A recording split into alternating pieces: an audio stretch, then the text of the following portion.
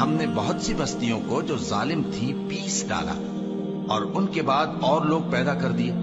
جب انہوں نے ہمارے عذاب کو دیکھا تو لگے اس سے بھاگنے۔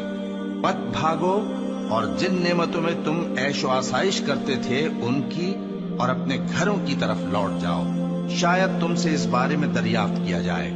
کہنے لگے ہائے شامت، بے شک ہم ظالم تھے۔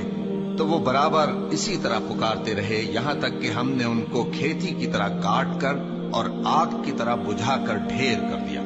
اور ہم نے آسمان اور زمین کو اور جو مخلوقات ان دونوں کے درمیان ہے اس کو کھیل تماشے کے لیے پیدا نہیں کیا۔ اگر ہم چاہتے کہ کھیل کی چیزیں بنائیں تو اگر ہم کو کرنا ہی ہوتا تو ہم اپنے پاس سے بنا لیتے، نہیں بلکہ ہم سچ کو جھوٹ پر کھینچ مارتے ہیں تو وہ اس کا سر توڑ دیتا ہے اور جھوٹ اسی وقت نابود ہو جاتا ہے۔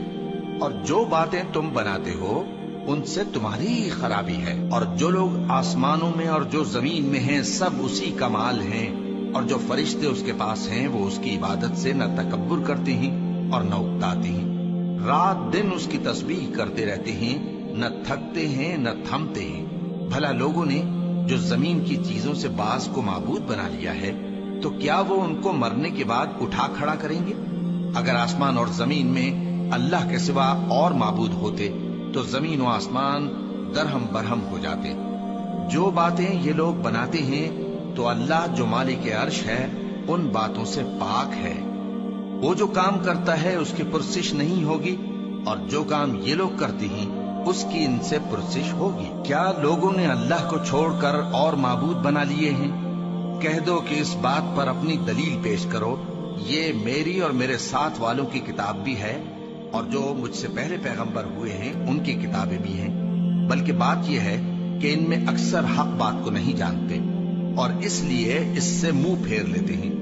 اور جو پیغمبر ہم نے تم سے پہلے بھیجے ان کی طرف یہی وحی بھیجی کہ میرے سوا کوئی معبود نہیں تو میری ہی عبادت کرو، اور کہتے ہیں کہ رحمان بیٹا رکھتا ہے۔